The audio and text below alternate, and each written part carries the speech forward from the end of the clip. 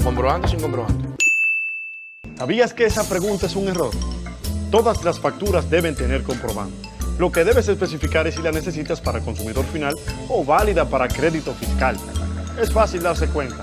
Ambas deben decir cuál tipo de comprobante tienen. Con crédito fiscal, si está ligado a tu negocio, y para consumidor final, si es solo una compra personal. Revisa tu factura, que no se queden con el ITEVIS. Para consumidor final, por favor. Revisa tu factura. Buenas tardes, amigos y amigas de las redes sociales. Sean todos ustedes bienvenidos una vez más a su programa Econométrica, transmitiendo en vivo desde la plataforma digital del Nuevo Diario desde la República Dominicana y para el mundo. Jueves 16 de noviembre del año 2017. Hoy con el tema tributario, delito de lavado, de probabilidad de lavado y todo aquello que es interesante para nuestra audiencia.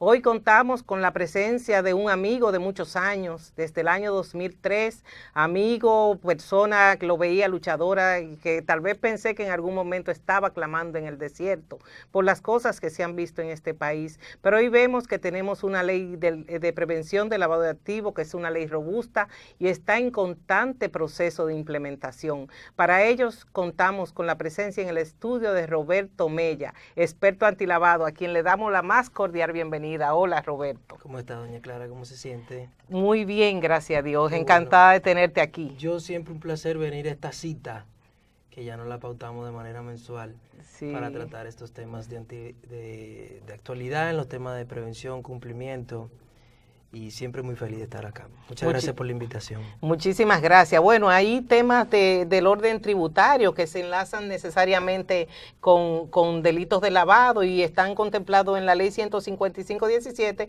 que hemos visto que ha ido implementándose de manera adecuada, pero hay un tema de procedimiento. Por ejemplo, tú viste el video de Revisa tu factura.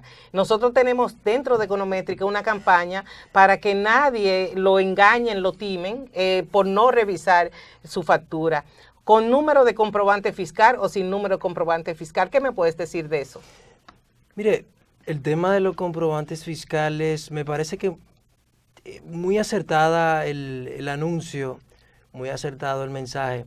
Claro que muchas veces el tema de con comprobante o sin comprobante no tiene que ver necesariamente con poner el número o no, sino muchas veces validaban el tema de tener el comprobante al crédito fiscal. Entonces, por eso usted ve en el supermercado, cuando usted compra, le emiten una factura de consumidor final, normalmente lo tiene, pero le dicen sin comprobante o con comprobante, lo que te están preguntando real y efectivamente es, ¿lo quiere con crédito fiscal? Exacto. Pero me parece muy acertado cambiar la cultura para que se entienda y todo el dominicano entienda, sobre todo los digamos los comerciantes, que no es que a veces vamos a hacer comprobante y a veces no. Siempre hay que hacer un comprobante fiscal, solo que a veces irá para consumidores finales y otro para crédito fiscal. Hay otro tipo de comprobantes, como son los comprobantes para gubernamentales, para ventas gubernamentales, otro para venta de régimen especial, etcétera.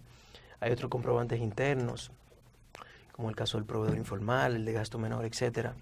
Me parece muy bueno este tema que va, digamos, alineado a impactar positivamente en el tema de atacar el tema de la evasión fiscal.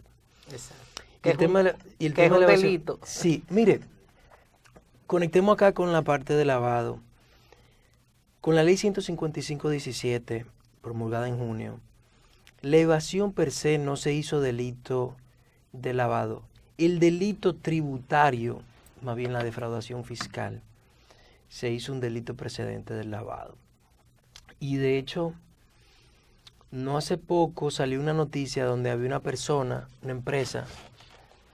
En la instrumentación aparecía la empresa, apareció un ex empleado de la DGI, Así. aparecía el contador de la empresa y aparecía una otra empresa que se evidenciaba que era pareciera ser los asesores externos.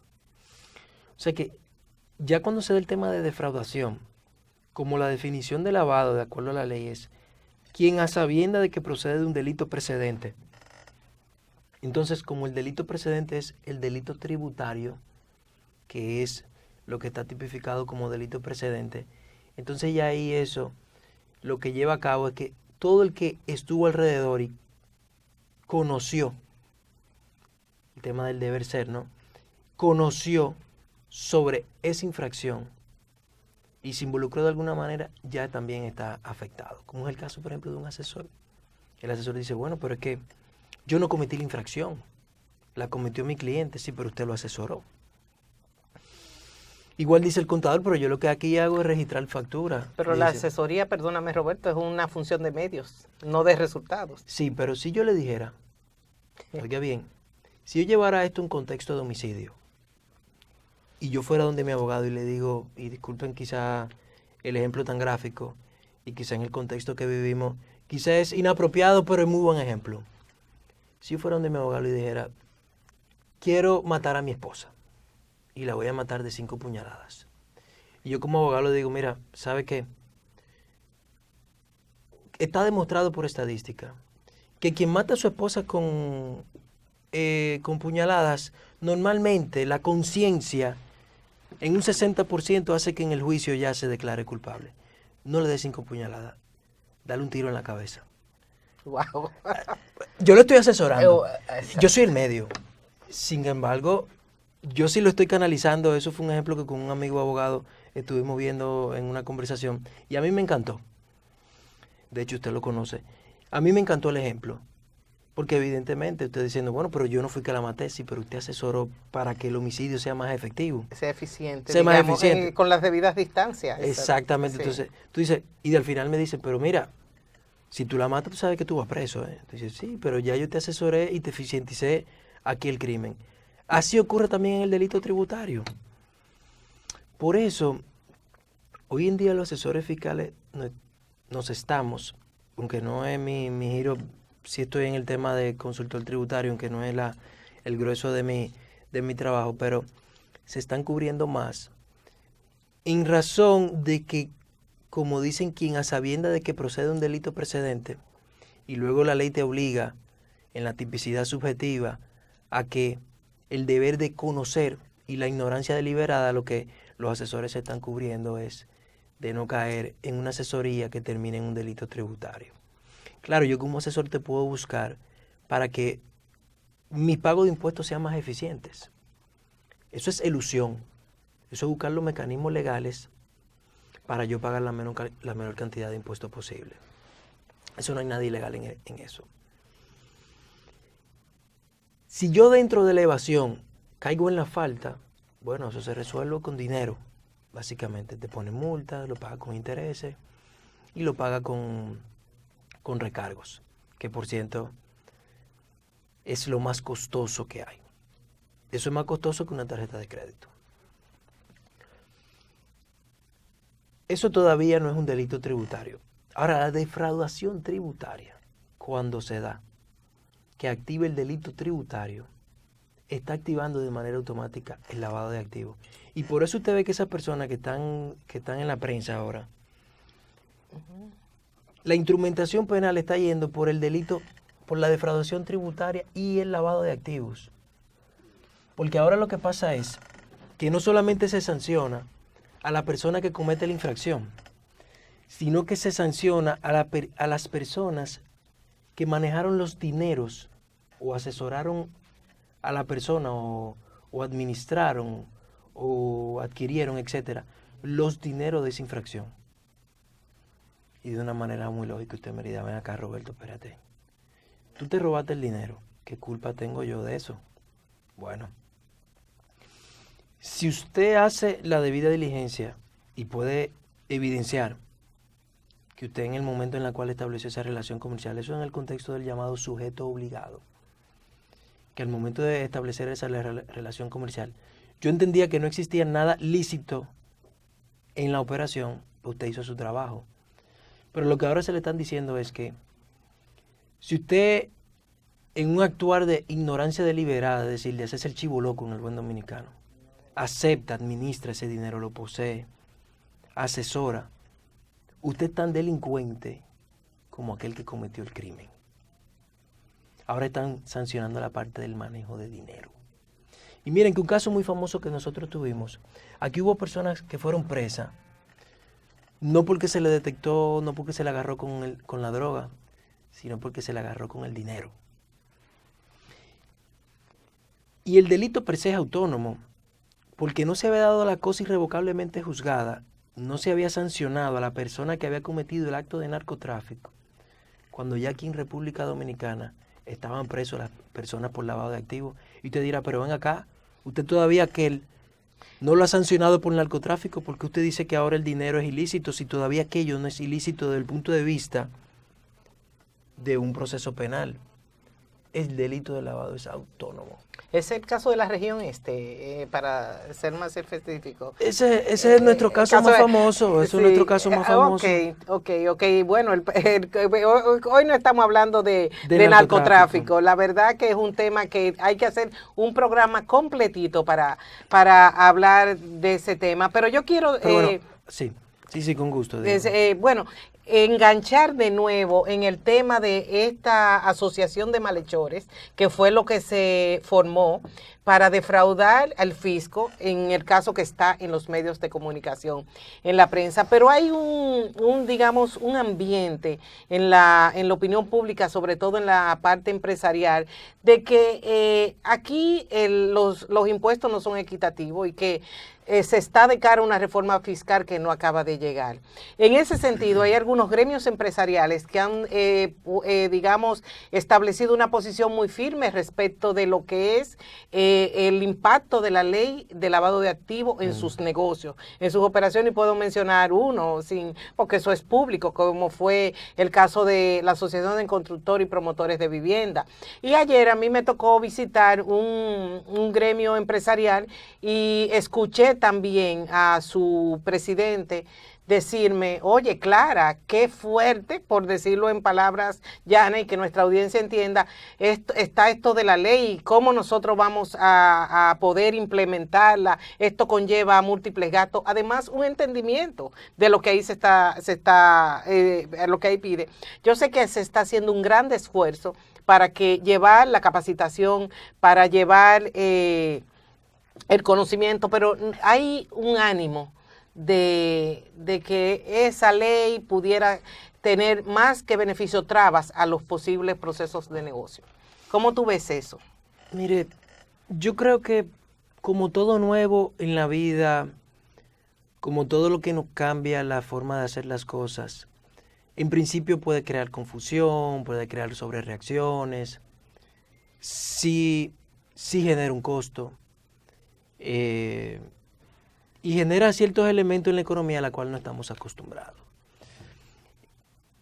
Y conectándolo con un contexto de tema de impuestos, cuando aquí se implementaron los comprobantes fiscales, se pensaba que la economía iba a colapsar. Claro, los comprobantes fiscales cambiaron absolutamente todos nuestros procedimientos contables, absolutamente todos, y nuestras planificaciones fiscales. Anteriormente el pago de impuestos aquí, el asesor fiscal era un llenador de formularios. ¿Para qué asesoría fiscal si no había, digamos, los elementos de control y cruce de información que existe hoy en día con los comprobantes fiscales? Hubo una sobrereacción cuando se implementaron los comprobantes fiscales. Sí, lo recuerdo. Hubo una sobrereacción, sin embargo nos acostumbramos, todo se implementó y en el proceso, en la curva de aprendizaje, fuimos ajustando muchísimos elementos de la implementación de eso. Decir que la economía va a colapsar, decir todos esos temas, yo creo que sí puede tener un efecto, pero me parece que decir eso es decir que toda la economía depende de qué.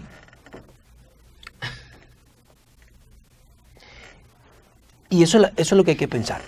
Y a mí no me parece que sea así, porque nosotros tenemos una economía así, muy influenciada de indicadores muy negativos, sobre todo en el tema de narcotráfico y corrupción, pero a mí no me parece que los dominicanos dependan absolutamente de dineros ilícitos. Es un país que produce mucha riqueza de manera muy lícita, así que decir que la implementación de una ley de lavado colapsa la economía es decir que la economía depende de lo ilícito.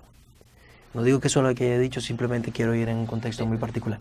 Claro, al incluirte como una figura llamada sujeto obligado, te complica un poco las cosas, incrementa los costos dentro de la compañía, te comienza a crear una serie de controles y crea un costo de incumplimiento, porque tiene sanciones administrativas y una serie de cosas. Pero no te crea el problema. Es bueno saber que el problema siempre estuvo ahí. El problema siempre estuvo ahí. Lo que ahora la ley te está llevando es a obligarte a blindarte sobre algo que ya tú tienes el problema. Entonces, y no me canso de decirlo, esta ley de alguna manera corrige como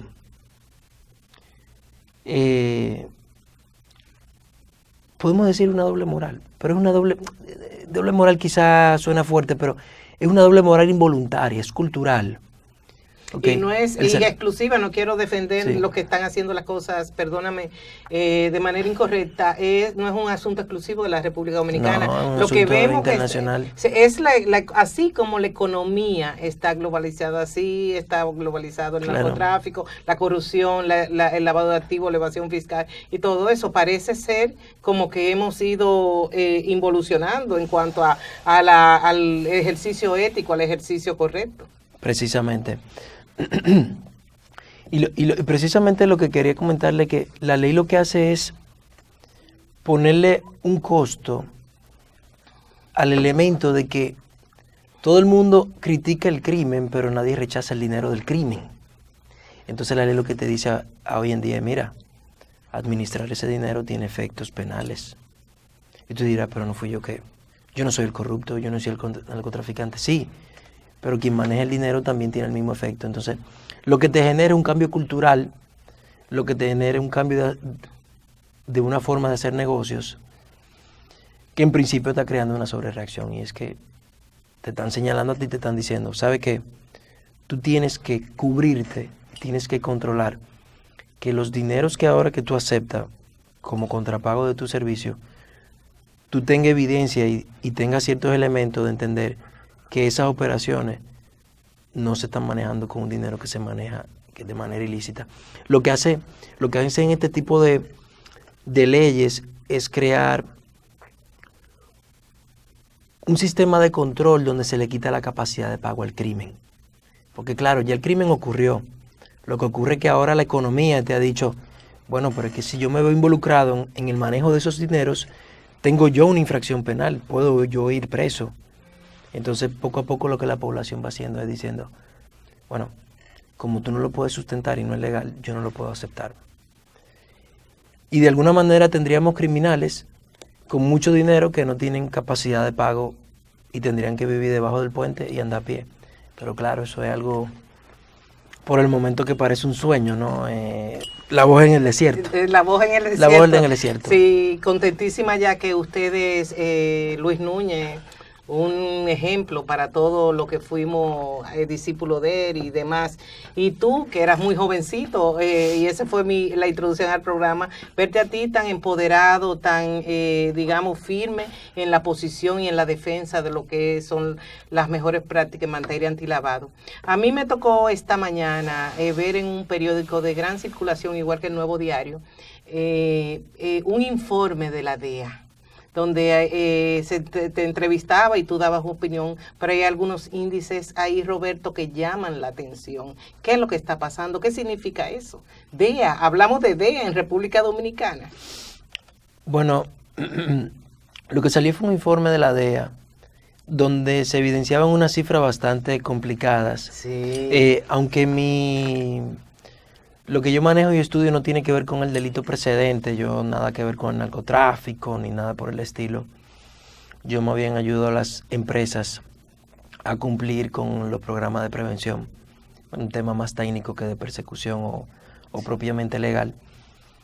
Pero sí salían unas cifras alarmantes donde hablaban de que los montos de manejo de droga de los dominicanos habían superado lo de los colombianos y mexicanos juntos. Entonces, bueno, la pregunta en el contexto de esa publicación era, ¿qué efecto tiene eso en la economía? Bueno, usted no es especialista en persecución, yo nada que ver, no sé cómo perseguir eso. Pero ¿qué efecto tiene en la economía? Yo le diría, bueno, en principio la mayoría diría, bueno, debería tener un efecto positivo, porque eso es dinero que entra a la economía. ¿Cuál es el problema? Hay más circulante. El problema es el efecto que tiene ese circulante. Hablemos solamente del efecto del informe. Igual que los efectos en cualquier otro informe negativo, como el caso de índice de corrupción, que también ha tenido su efecto en la economía nacional. La percepción de riesgo internacional, el riesgo reputacional país, afecta a los negocios en República Dominicana.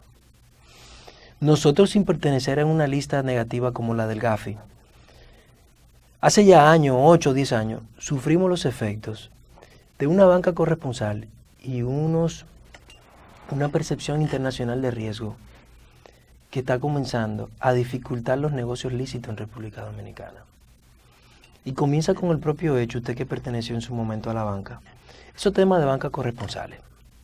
Usted sabe lo difícil que es mantener un tema de banca corresponsal. ¿Por qué? Por un tema de percepción de riesgo de los dominicanos en términos de índices internacionales.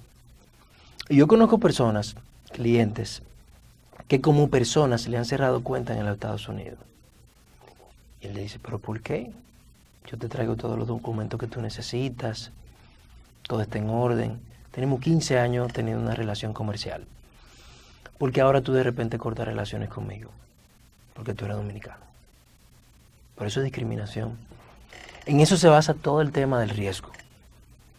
Todos los factores de riesgo, lo que te dicen a ti, de hecho hay un mal enfoque de ese tema de administración de riesgo, que es el de-risking, que exacto. Es masivamente quitarme el riesgo de arriba. Sí. Las entidades internacionales lo que dicen es, mira, como ese país está involucrado en tantos problemas y la probabilidad de que sus nacionales, el dinero que se esté manejando a través de la institución, provenga de aquello, yo lo que voy a hacer es sacarlo mejor de mi cartera.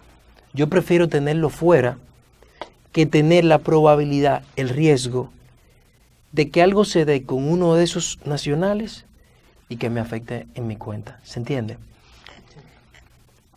Entonces, este tipo de informes aumenta la percepción de riesgo país y necesariamente afecta a los negocios. Sí, la verdad que el país ha avanzado en el índice, digamos, de clima de negocio y quiso en algún momento ubicarse. De hecho, el año pasado se fue incrementada la calificación de riesgo país. Riesgo país. ¿Es esta percepción un hándicap para que esa calificación siga aumentando y lleguemos a ser un país grado de inversión como son otros países en Latinoamérica, teniendo un mercado de capitales tan en franco desarrollo, porque no podemos decir otra cosa? El mercado de valores dominicano inició una carrera a partir del 2008 a raíz de la desmaterialización que no ha parado y cada vez se especializa más con nuevos productos, nuevos servicios. Esa percepción que viene desde fuera sobre que no hay un clima, no hay ciertas garantías en cuanto al manejo de los recursos económicos por un tema de lavado. Es un obstáculo para... Siempre lo fue, siempre lo ha sido. Se refleja mucho con el tema de la banca corresponsal, precisamente. Uno de los principales efectos que hemos tenido en tema de banca corresponsal. Y quizás muchas personas lo ven y dicen, bueno, banca corresponsal, ¿qué tiene que ver eso conmigo? La banca corresponsal es lo necesario para hacer llegar más de 5 mil millones de dólares de remesas que recibe este país. Sin una banca corresponsal yo no tengo forma de hacer llegar la remesa a República Dominicana. Sin una banca corresponsal yo no tengo forma de pagar a mi proveedor en el extranjero. ¿Sabe que cuando comenzó el tema de banca corresponsal y el de-risking, que fue algo que ocurrió en el mundo, tuvo un efecto muy directo a nivel social porque el costo de la remesa aumentaron de manera importante? Hubo países africanos que al no tener una oferta bancaria que absorbiera el manejo de remesas y a los bancos internacionales cerrarle cuenta a las pocas remesadoras que existían en esos pueblos, quizá países pequeños, africanos, no había forma de cómo hacer llegar las remesas a ese país. Ninguna forma. países que dependían, según los índices en ese momento, creo que recuerdo haber estudiado, ver informes del Banco Mundial que hablaban de una dependencia del tal 40 y 50% de la economía, de la microeconomía, de la economía individual, de la persona, digamos, de la persona de a pie, del sustento de su canasta básica, de las remesas que enviaban sus familiares en el extranjero. Eso es lo que está sobre la mesa. Claro, eso ha cambiado mucho, se han entendido los efectos sociales que ha tenido ese tema de de-risking, pero estos indicadores internacionales necesariamente tocan un poco los temas de riesgo reputación del país, sí. y hay que atenderlo. Y claro, ¿qué hago? ¿Cómo los controlo? Pues yo lo que hago es contrarrestarlo. Y lo que uno tiene que demostrar es, bueno, no importa que el delito se esté dando, quizás mis nacionales en el extranjero, yo aquí en mi país tengo buenos controles para evitar que esos dineros fluyan de manera regular e ilícita en la economía a través de buenos controles antilavados. Y eso básicamente... Y que trae con ella la ley. Amigos de las redes sociales, esta tarde conversamos con Roberto Mella, experto antilavado, sobre todos esos temas que nos interesan, sobre la prevención del lavado de activos en nuestro país y lo que está sucediendo a nivel del mundo. Roberto, no sé si tenemos redes, director, porque con Roberto hay que optimizar 100% el tiempo porque el tema es tan amplio. La verdad que pues, Roberto, mira, hace un año que el Ministerio de Hacienda suscribió un acuerdo IGA, por sus siglas en inglés, sobre el FATCA. Yo quiero que tú expliques a nuestra audiencia qué es el FATCA y qué falta. Creo que el Congreso Nacional no ha aprobado la suscripción de la jurisdicción como país, algo así. Pero ya tengo entendido que algunos intermediarios financieros sí están cumpliendo con ciertos reportes en materia de ley FATCA, que es una ley norteamericana que quisiera que fueras tú que lo explicara. Mire, la ley FATCA es una ley estadounidense. Básicamente lo que hizo Estados Unidos fue decirle a todos los países que tenían relaciones comerciales, decirle, miren, yo necesito que ustedes reporten a mis nacionales, estadounidenses o residentes, en el resto del mundo, que me informen a mí si mantienen capitales, digamos, riquezas en sus sistemas financieros, ¿okay? Si ahorran dinero. ¿Qué pasa? Que la base tributaria por la cual tributan los estadounidenses no es sobre el ingreso generado en territorio estadounidense, sino que es una tributación universal. No importa dónde tú estés, lo que tú generes lo tienes que declarar. Las ganancias de capital o los ahorros. Tus ingresos, no solamente los nacionales norteamericanos, sino residentes y los nacionalizados, que son ciudadanos, como conocemos aquí. Ciudadanos norteamericanos tienen entonces la obligatoriedad de cumplir con la ley FATCA. Exactamente. Entonces, Estados Unidos crea un control para evitar la fuga de capitales de sus estadounidenses en el resto del mundo. Y le dice al resto del mundo, envíame información a mí. Y le dice, y si no me la envías, yo te voy a retener un 30% del dinero que tú mantengas en mis bancos nacionales, o sea, en los bancos estadounidenses. Claro, como todo el mundo quiere tener acceso al sistema financiero estadounidense, comenzaron el cumplimiento FATCA. Y este cumplimiento FATCA se hacía a través de unos acuerdos llamados IGA, que son un acuerdo intergubernamental. ¿Qué pasa? Que todavía no estamos reportando. Básicamente las entidades financieras, las entidades bursátiles, solicitaron el GIN, que es como el identificador, como un ID. Como el ID que te da el IRS, sí, como entidad colaboradora. Pero el canal de reporte todavía no se ha establecido. Impuestos Internos ya ha trabajado, hizo una contratación que la hizo de manera pública, ya se estableció un sistema que estaba bastante avanzado para comenzar a compartir información con el IRS. Pero claro, el resto del mundo dice, me parece muy interesante el modelo, me encanta tu modelo, lo que vamos a hacer es un FATCA universal. Así que yo no solamente te voy a reportar a mis nacionales. Yo no solamente voy a reportar tus nacionales. Yo quiero saber qué hacen mis nacionales también en tu país. Y se crea el llamado CRS, o Common Reporting Standard. Entonces, lo que ha ocurrido es que ahora vamos a tener, y la visión hacia el futuro es que tenemos un FATCA universal, donde todos nos reportamos con todos. Entonces, ese tema de transparencia desde el punto de vista tributario se comienza a dar por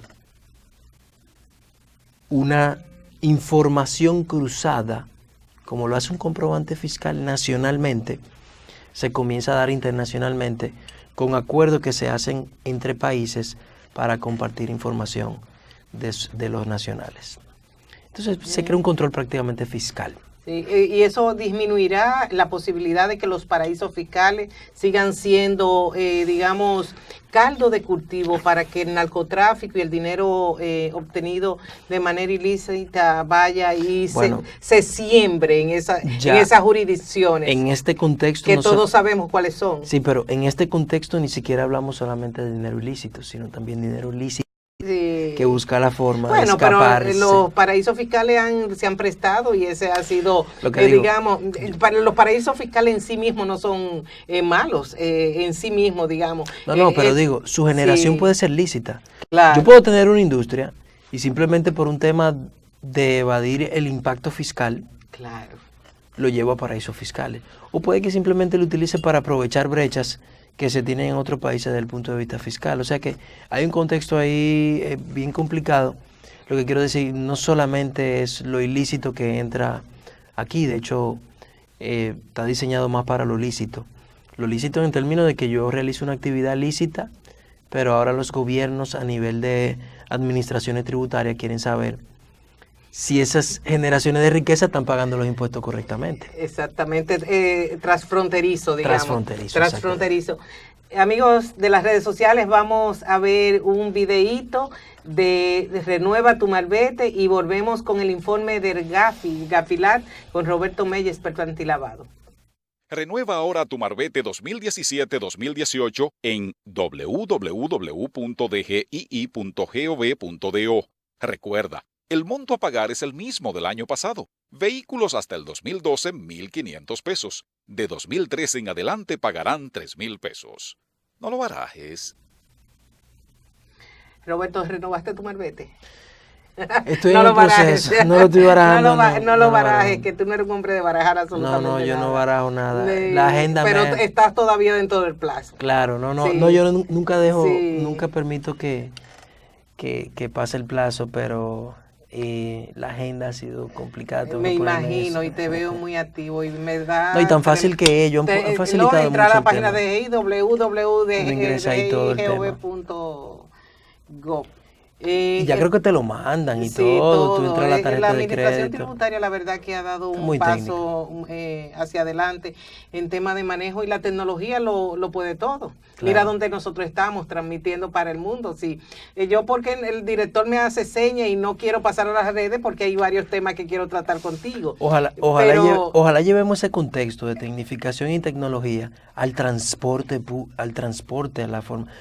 Está terrible esta ciudad, no quiero salirme de contexto, pero increíble la forma descontrolada en cómo ya se maneja. O sea, ha crecido el parque vehicular de una manera exorbitante.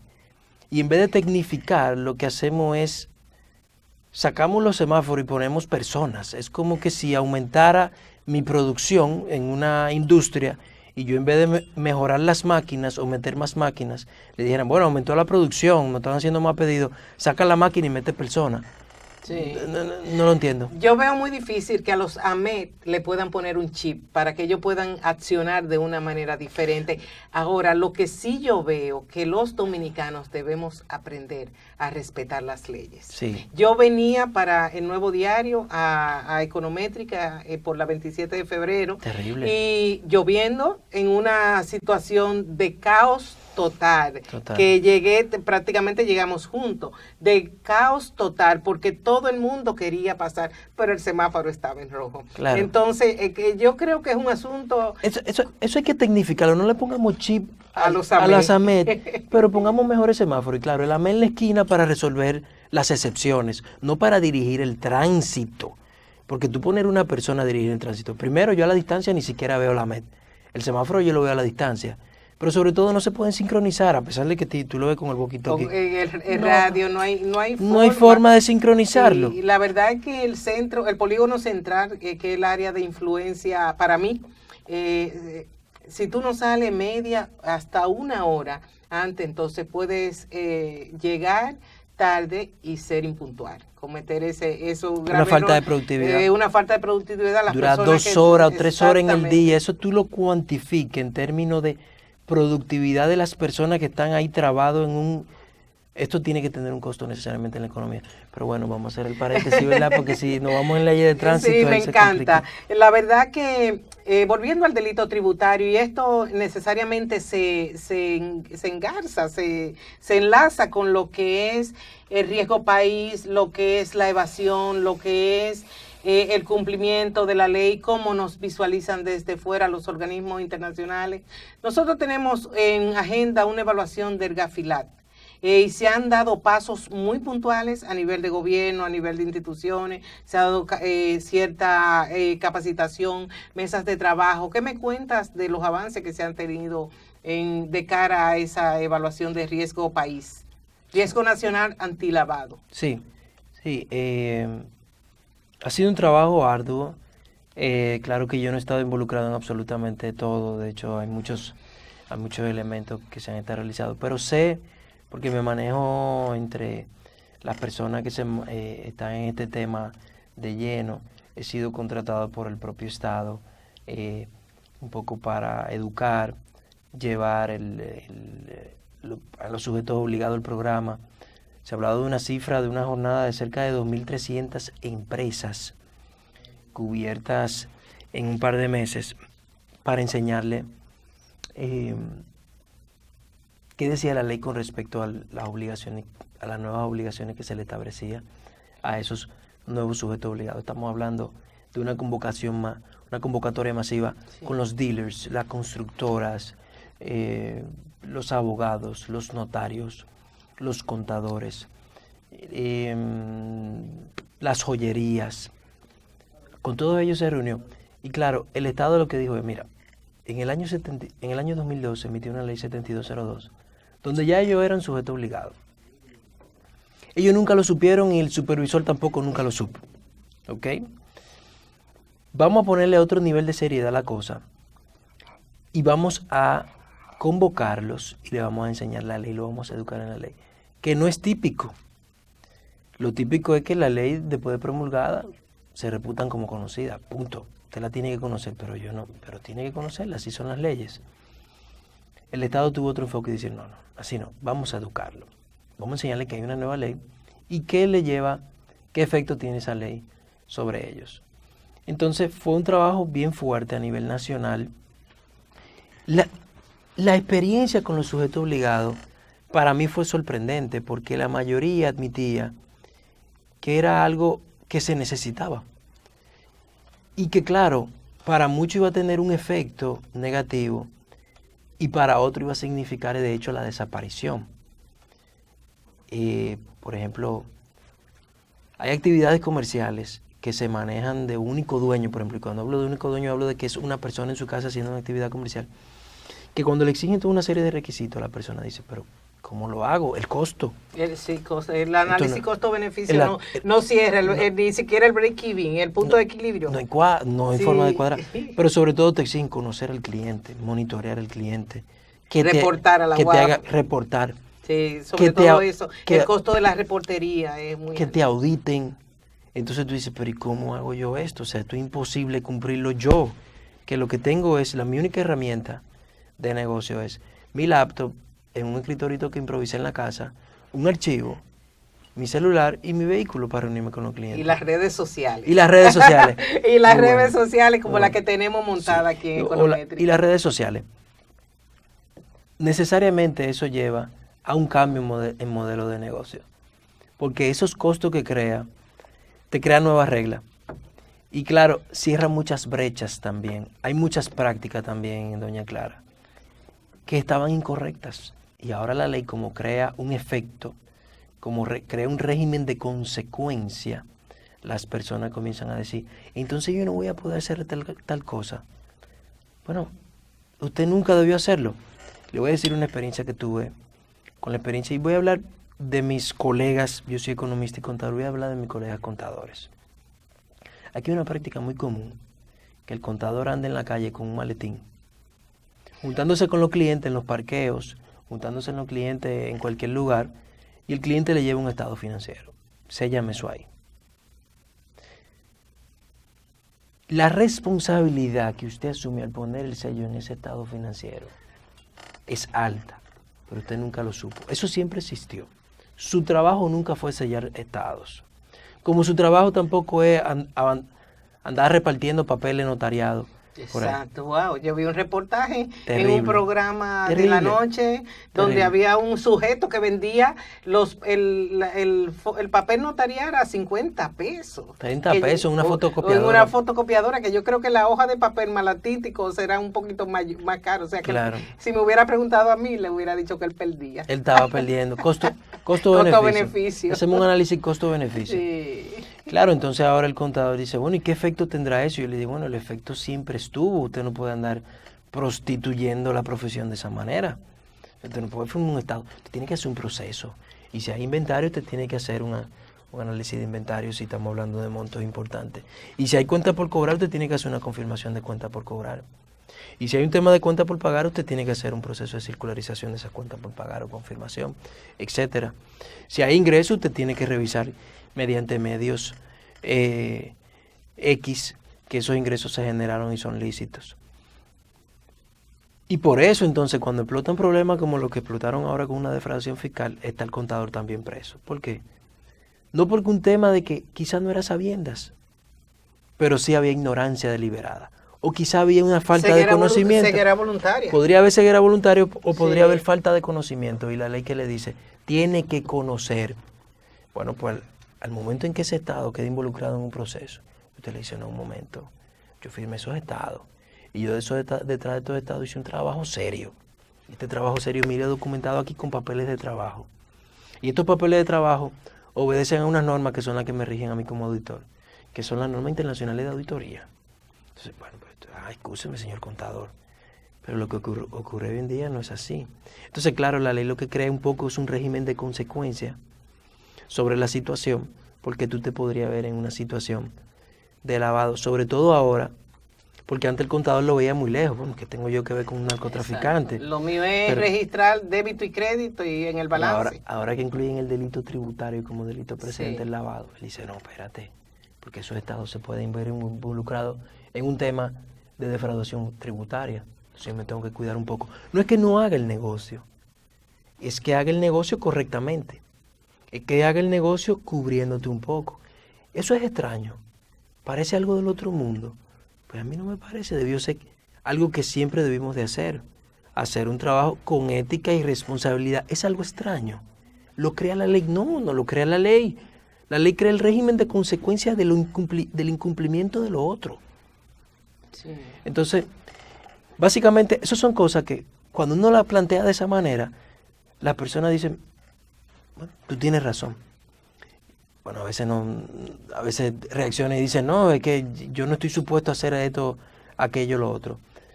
Yo creo que es un tema de aprendizaje, es una curva de aprendizaje que hay que llevar. Exacto. Nosotros hemos visto una autoridad tributaria, como se dice en los Estados Unidos, muy firme y muy decidida a hacer cumplir las leyes. Hemos visto algunos casos de cierre de establecimientos, una medida un poco drástica, pero hay una percepción a nivel de la población y con esto quiero ya ir puntualizando nuestra entrevista, que digamos que las recaudaciones, que es necesario un pacto fiscal, que las recaudaciones que el Estado realiza digamos, se diluyen en nóminas, en prebenda, clientelismo y todo aquello que tiene que ver con la política, que no es un tema de econométrica. Econométrica es un tema, un programa eminentemente de economía, pero una cosa no está desvinculada de la otra.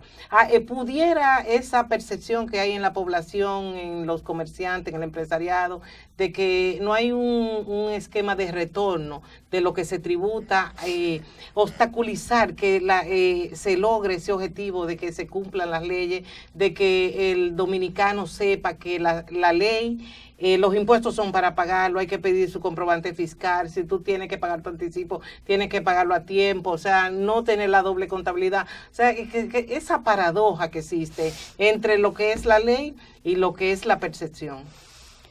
Mire, más que irnos sobre la parte de la efectividad de cómo se usa o no el presupuesto, que no es mi área de especialización y abre necesariamente otro debate, yo sí diría que el ejemplo. Hay que dar el ejemplo. La señal. Los padres son los que dan el ejemplo a los hijos. Los hijos serán los que los padres le den el ejemplo de que sean. Y yo creo que como gobernantes tienen que dar el ejemplo. A mí me están exigiendo hacer una declaración jurada de impuestos, mientras en la prensa vemos todavía que hay muchas personas que no quieren hacer su declaración jurada de patrimonio. Entonces, eso comienzan a decir, pero ellos no lo hacen, yo sí lo tengo que hacer. Eso va creando el conflicto, eso va creando la fricción. Exacto. Yo tengo que tener impresora fiscal, sin embargo, en la prensa veo como algunas personas ligadas a los temas, estoy diciendo... Se acantona, eso a mí me llamó la atención. Increíble, acantonada, diciendo que no. En una región. Y diciendo que no. Oye, entonces, eso nada más sucede en este país. La verdad que eso nada más sucede. Sin entrar en una realidad, detalle, ¿verdad? Pero, sí. De hecho, yo estoy poniendo un ejemplo. ¿Okay? Si ocurrió, pues entonces es una coincidencia. Si ocurrió, es una coincidencia. O sea, ¿cómo llevar a un cumplimiento fiscal cuando quien está supuesto a cumplir la regla de inicio, de hecho, como usted dice, no, yo no debería de esto o lo otro? Bueno, pues entonces el resto de la sociedad va a decir, pues yo tampoco. ¿Sí o no? Así entonces, es. Es el ejemplo. Saliendo un poco del tema, pero no quiero que deje de pasar. Si hay lo que yo me he dado cuenta en este tiempo, que muchas decisiones desde el punto de vista privado, y hablando del contexto del presupuesto y la recaudación, etcétera, el Estado ya llega un momento en que tiene que revisar ese tema del 0.15. El 0.15 de las operaciones bancarias, yo me he dado cuenta, hablando de crea más costo que beneficio, yo creo que crea más beneficio. Hay una distorsión en la economía, en decisiones económicas lícitas, alrededor del 0.15. Aquí hay personas que generan su dinero lícito, que se manejan como narcotraficantes, con dineros en la casa, con dinero andando en los maletines, no porque sea ilícito, sino huyéndole al 0.15. Al débito. Claro, porque desde que tú haces la transferencia del cheque te castigan con el 0.15.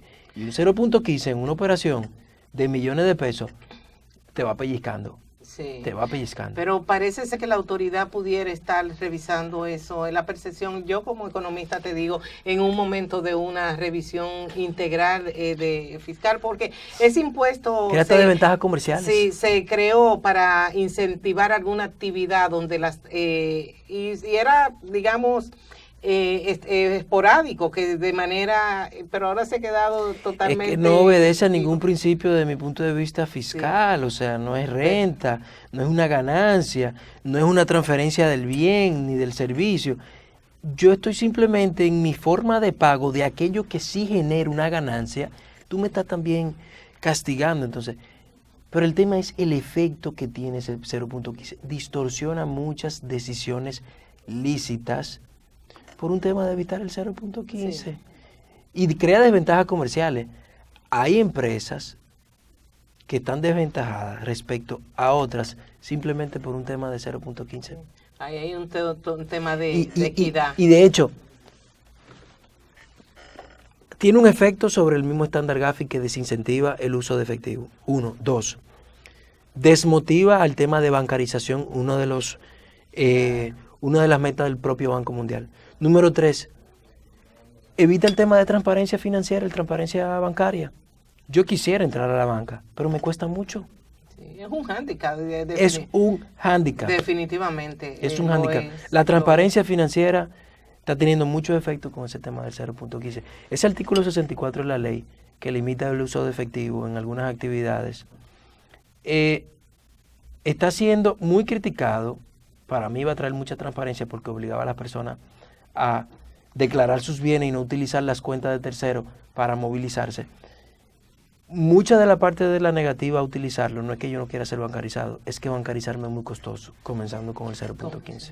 Bueno, pero esperemos que vuelvo y de nuevo, que en una reforma fiscal la autoridad entienda que debe haber un equilibrio a nivel de exenciones, porque en algunos la tienen la exención, otros no la tienen. Claro. Lo que yo sí te comprometo a que hagamos un programa de econométrica con relación al impacto que tiene, con ciertas estadísticas que puedo yo construir o que tú me facilites para poder debatir y llevar esta conciencia de la necesidad de que este 0.15 sea por lo menos revisado. Roberto, te doy las gracias. Gracias a usted por la invitación. Tú sabes que siempre es un placer tenerte aquí en Econométrica con tus comentarios tan puntuales y tan edificantes. A ustedes, amigos de Econométrica, muchísimas gracias por el favor de su audiencia y nos encontramos el próximo martes en otra edición más de Econométrica por el Nuevo Diario TV. Gracias y buenas noches. ¿Con comprobante o sin comprobante? ¿Sabías que esa pregunta es un error? Todas las facturas deben tener comprobante. Lo que debes especificar es si la necesitas para consumidor final o válida para crédito fiscal. Es fácil darse cuenta. Ambas deben decir cuál tipo de comprobante tiene.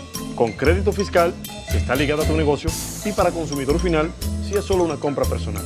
Revisa tu factura, que no se queden con el ITEVIS. Para consumidor final, por favor. Revisa tu factura,